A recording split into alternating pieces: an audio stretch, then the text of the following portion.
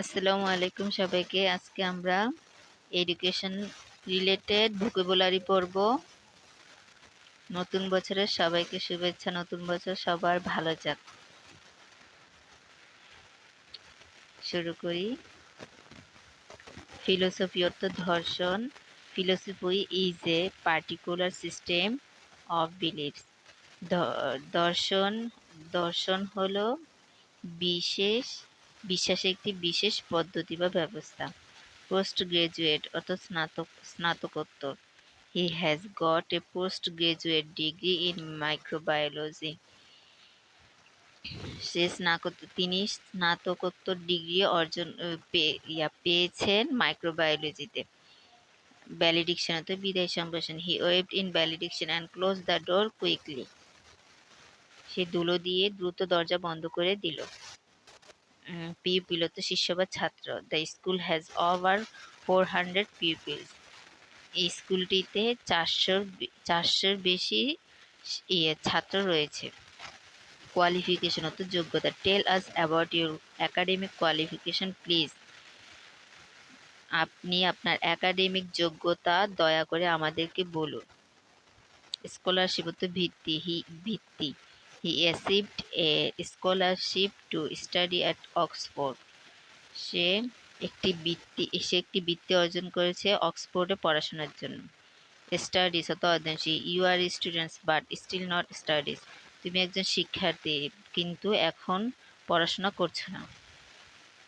Secondary অর্থাৎ মাধ্যমিক। Secondary education is free for girls in our country. মাধ্যমিক শিক্ষা আমাদের দেশে মেয়েদের জন্য বিনামূল্যে। সোশিয়াল সায়েন্স অর্থাৎ সামাজিক বিজ্ঞান। Social welfare is an application of social science.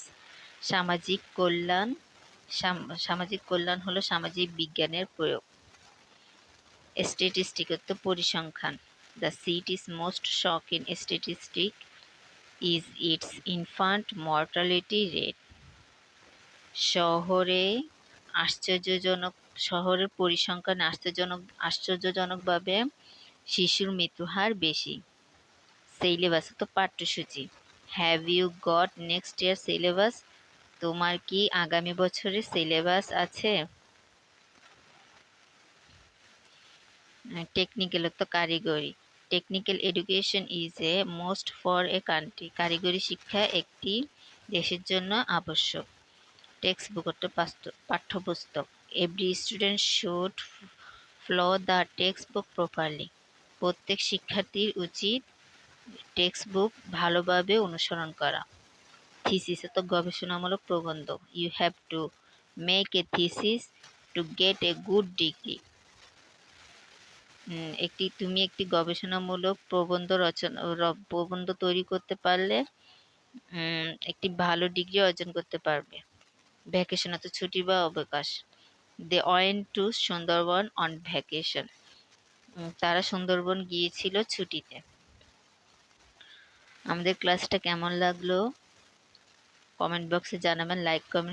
Like comment share করে পাশে থাকবেন। আপনাদের ফ্রেন্ড সার্কেলের মাঝে শেয়ার করবেন।